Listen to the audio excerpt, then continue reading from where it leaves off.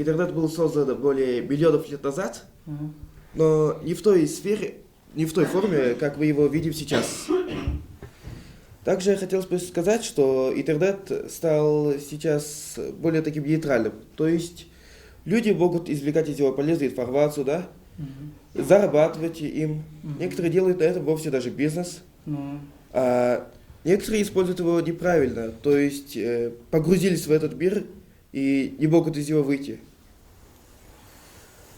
В последнее время, может, даже люди видят телефоны чаще, чем глаза своих матерей, потому что они, получается, погрузились в этот мир.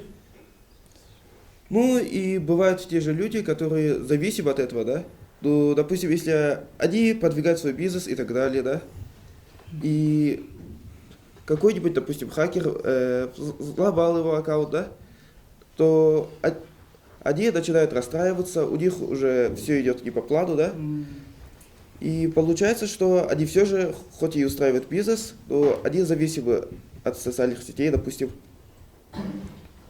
Так что я вот лично отношусь к интернету нейтрально. Нейтрально. Сам используешь, да? Я сам использую интернет, также социальные сети, почти что все. Почти все. Тебе помогает? Ну, Или книга больше? я сам зарабатывал на этом, так сказать. Было дело. А как ты считаешь, там халяль будет, если ты зарабатываешь денег? Ну, смотря каким образом.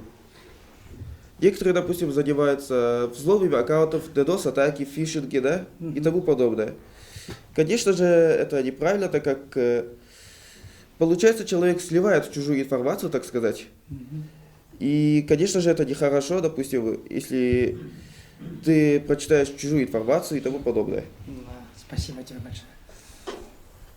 Ну, также хотелось бы добавить то, что вот в общем и бывает положительные стороны интернета. Допустим, вот мы можем, как я говорил, продвигать бизнес, да, и, допустим, мы можем просто помогать людям, да, вот бывает, допустим, в интернете положительные материалы, но многие люди не знают другую сторону интернета. То есть сторона интернета, которая недоступна обычным людям. Она доступна только, получается, таким более продвинутым людям, которые, так сказать, на уровне хакера, да? Я лично сам о них слышал, и лично сам о них знаю, и могу сказать то, что мы пользуемся интернетом не полностью, то есть мы не знаем другую его сторону. Спасибо.